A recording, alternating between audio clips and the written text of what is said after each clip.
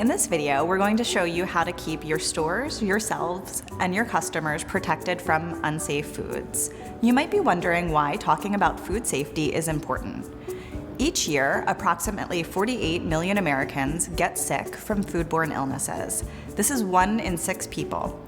It is especially important for store owners who sell foods in their community to make sure customers don't get sick from bacteria, viruses, and physical contaminants that can end up in foods.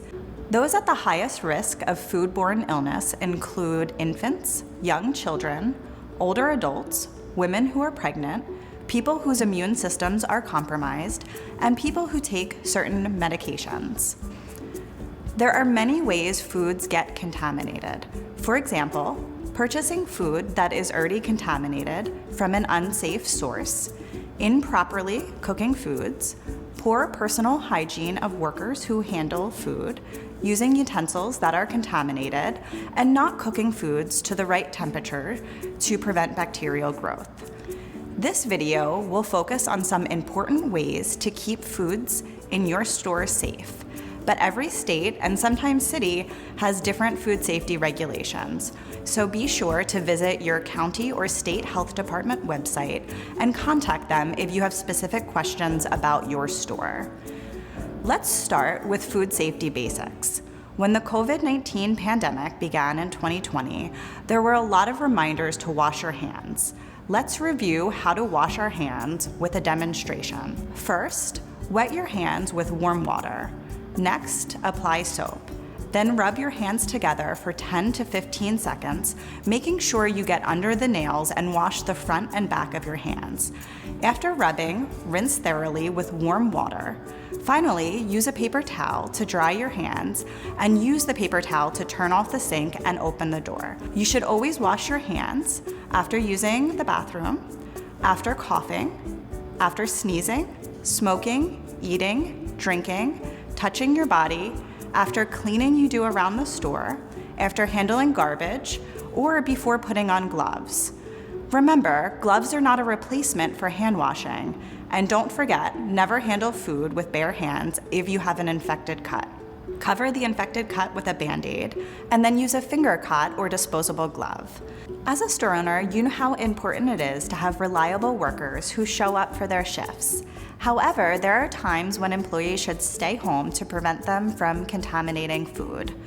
You or your staff should stay home if any of the following symptoms are present: sore throat with fever, vomiting or diarrhea, jaundice, or if they have been diagnosed with Salmonella typhi, Shigella, Shiga toxin-producing E. coli, hepatitis A virus, or norovirus.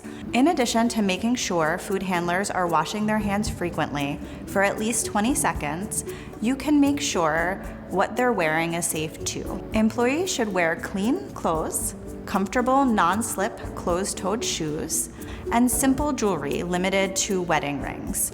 Encourage your staff to avoid necklaces, bracelets, and watches. While you are preparing food, be sure to avoid scratching or touching your hair, wiping or touching your nose, touching any part of your body, wearing dirty uniforms, excessive talking or laughing, eating or drinking, and cell phone use in the food preparation area. Doing these things can cause bacteria, viruses, and parasites in food. Ensuring foods are cooked and stored properly is incredibly important in keeping your food safe. Bacteria grow very quickly in what is known as the temperature danger zone.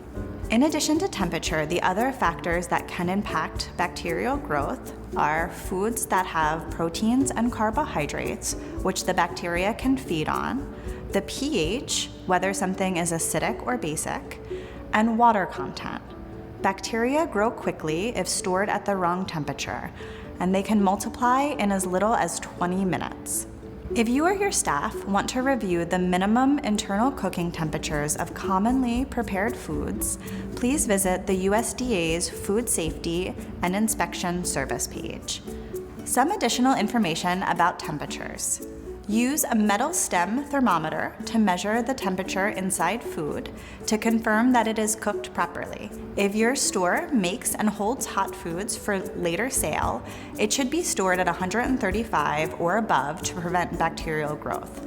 Cold food should be stored at 41 degrees or below in the refrigerator, and frozen food should be stored at 0 in the freezer. If health inspectors visit your store, these are some of the things that they might measure.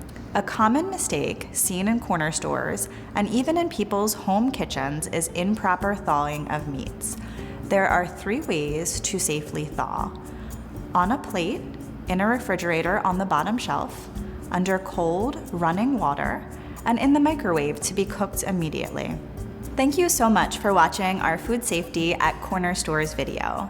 Remember to check in with your local or state health departments for questions specific to your region.